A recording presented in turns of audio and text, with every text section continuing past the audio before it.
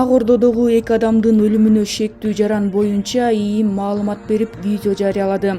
Шектүү боюнча толук маалыматтар, фактылар чогултулуп, жүздүү таануучу камералар аркылуу кармалган дешет министрликтен.